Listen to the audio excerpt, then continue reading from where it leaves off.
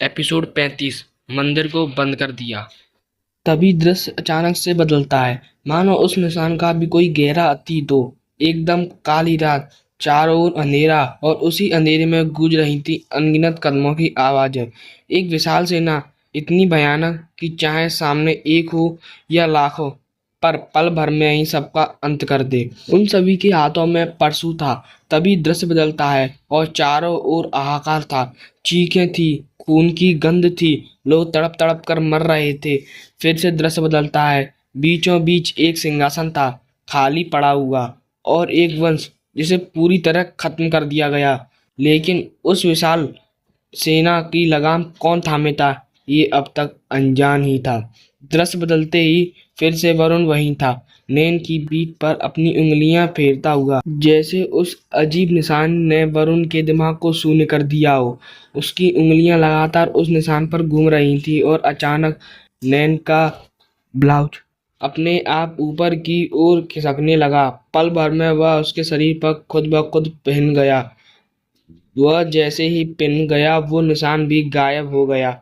नैन ने तुरंत वरुण का हाथ पकड़ लिया और धीमे स्वर में बोली, वरुण, शायद तुम्हें मेरे पास आने में अभी थोड़ा और समय लगेगा। मैं इंतजार कर लूंगी, पर ऐसे नहीं।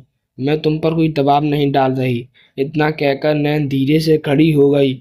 इसके शरीर पर अभी भी रेत के छोटे छोटे कण चिपके थे। वरुण घबराए स्वर में बोला, न न नहीं, मैं तैयार हूँ नैन। लेकिन नैन ने बिना किसी भाव के सीधा जवाब दिया, अब तो सवेरा होने को है, और तुम इतने समय से बस मेरी पीठ पर अपनी उंगलियां फेरने में ही उलझे रहे। नैन ने धीरे से कहा, मैं अब चलती हूँ। और अगले ही पल वो वहां से मुड़ी, कुछ कदम चली, फिर अचानक उसकी देह धुंधली हुई और वो वरुण की आंखों के सामने से पूरी तरह ओझल हो गई। वरुण ने गहरी सांस ली और कुटी की ओर बढ़ चला। कुटी में पहुंचकर जब वह अपनी कमरे में गया, तो देखा सब लोग गहरी नींद में थे। वह भी हमेशा की तरह बिस्तर के एक कोने को पकड़कर लेट गया। लेकिन जैसे ही आंखें बंद की, उसकी आंखों के सामने वही बड़ा सा निशान उभर आया। उस विशाल निशान के भीतर 5 चिन्ह थे। पहला चिन्ह था सांप की खोपड़ी, जिसके भीतर से सर्प बाहर निकल रहा था, मानो वो खोपड़ी ही उसका घर हो। दूसरा चिन्ह, 2 विशालकाय काले पंख, आधे जले हुए आधे फैले हुए। तीसरा चिन्ह, एक गोलाकार आकृति, जिसके बीचों बीच काली अग्नि की लपटें जल रही थीं। चौथा चिन्ह, टूटा हुआ ताज, जैसे कि साम्राज्य का अंत हो चुका हो। और पांचवा चिन्ह, काला कमल का पुष्प, जो रहस्यमयी आभा बिखेर रहा था। ये पांचों चिन्ह नैन की पीठ पर एक क्रम में बने हुए थे। वरुण उन सबको अपनी बंद आंखों से साफ देख पा रहा था, और धीरे धीरे उसकी चेतना भारी होने लगी, और वह पूरी तरह नींद के आगोश में चला गया। नींद में डूबते ही उसे एक अजीब और गहरा स्वप्न आने लगा। वरुण ने अपने सपने में देखा कि वह एक घने हरे भरे वन में खड़ा है। उस वन के बीचों बीच एक व्यक्ति ध्यानमग्न अवस्था में बैठा था, गहरी तपस्या में लीन। वरुण को उस व्यक्ति का चेहरा कुछ जाना पहचाना सा लगा। वह अपनी आंखों से समय को बदलते देख पा रहा था। कभी तपती धूप, कभी मूसलाधार बारिश, कभी कड़कती ठंड, और कभी गहरे कोहरे का फैल जाना।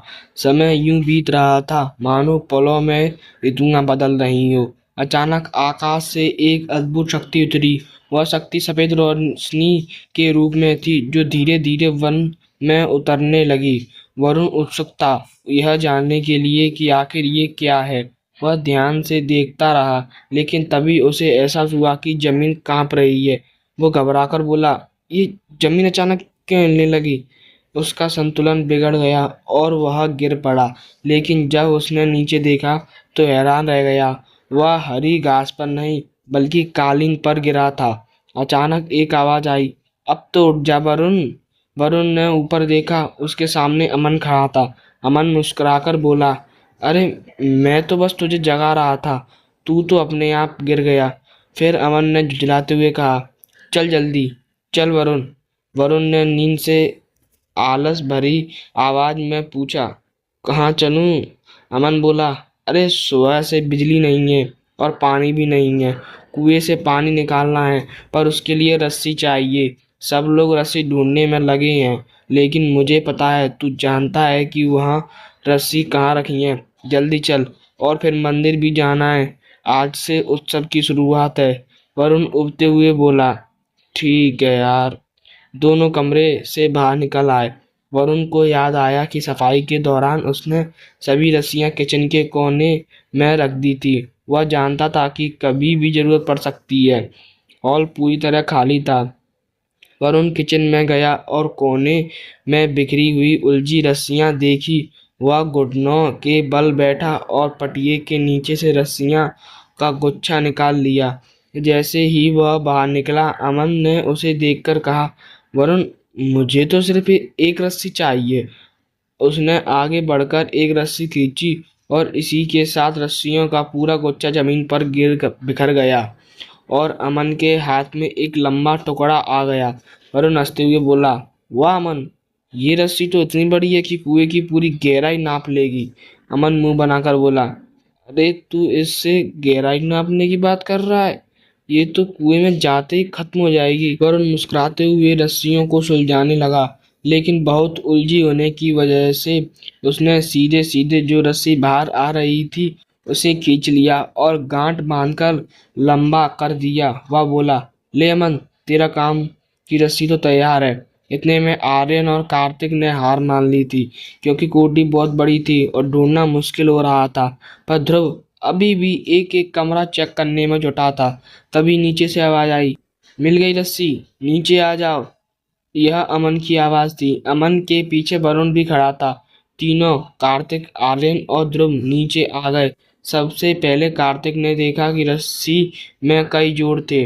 वह बोला, अरे अमन, ये तूने रस्सी ढूंढी है या कई छोटी छोटी रस्सियों को जोड़कर बनाई है? इस पर वरुण ने कहा, अरे असल में बहुत सारी रस्सियां पड़ी थी, लेकिन सब इतनी उलझी हुई थी कि निकालना मुश्किल हो रहा था, तो मैंने जोड़ तोड़ करके बड़ी बना दी। कार्तिक बोला, ओ अच्छा। लेकिन वरुण चिढ़ते हुए बोला, अब तू सवाल जवाब छोड़, जल्दी कुएं से पानी निकाल और कुछ चाहिए तो बता देना। इसके बाद पांचों कोठी से बाहर निकले और हवेली के बगल में बने कुएं पर पहुंचे। आर्यन ने कहा, अमन एक काम कर, रस्सी ऐसे ही कुएं में डाल दे और बाल्टी फंसा कर देख, पता नहीं ये गिर्री काम करेगी भी या नहीं। अमन बोला, ठीक है। ध्रुव ने बाल्टी को रस्सी से बांधा और अमन ने उसे कुएं में डाल दिया। कुछ ही देर में बाल्टी पानी से भरकर ऊपर आ गई।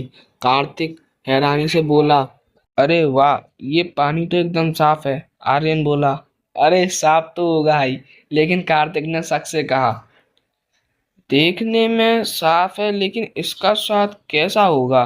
तभी वरुण ने कहा, मुझे आज भी याद है, पूरे गांव में सबसे मीठा पानी अगर कहीं है तो इसी कुएं का है।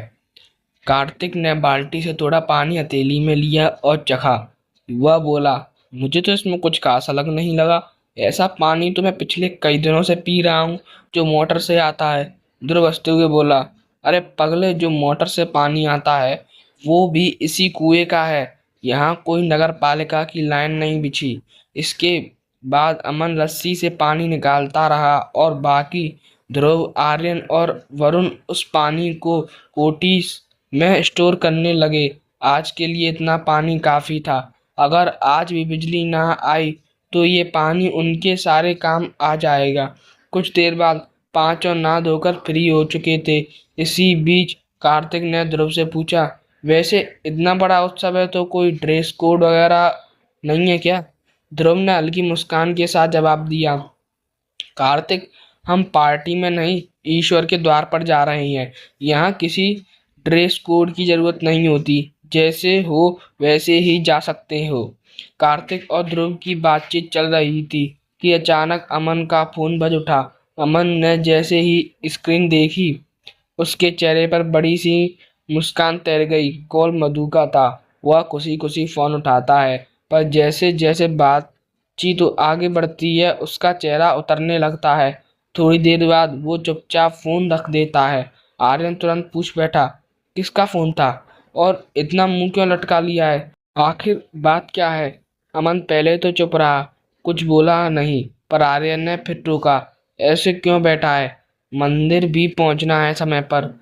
जल्दी बता। अब तक वरुण, कार्तिक और ध्रुव भी अमन की ओर टकटकी लगाए उसके जवाब का इंतजार कर रहे थे। अमन ने गहरी सांस लेते हुए कहा, अब मंदिर जाने की कोई जरूरत नहीं है। ध्रुव ने धीरे से पूछा, क्यों? हुआ क्या है? अमन ने कहा, बहुत कुछ। आर्यन ने गंभीर होकर कहा, स्पष्ट बता अमन, आखिर हुआ क्या है? तब अमन ने फोन पर मधु से हुई पूरी बात सबको बता दी। अभी थोड़ी देर पहले मधु का फोन आया था। उसने बताया कि मंदिर बंद कर दिया गया है और शांति मठ के सबसे बड़े पुजारी अनंत पुजारी ने घोषणा कर दी है कि इस बार उत्सव नहीं होगा। मंदिर की स्थिति को ध्यान में रखते हुए मंदिर को बंद कर दिया गया है। यह सुनकर सब स्तब्ध रह गए। एपिसोड 35 समाप्त। हमारी कहानी तक सुनने के लिए धन्यवाद।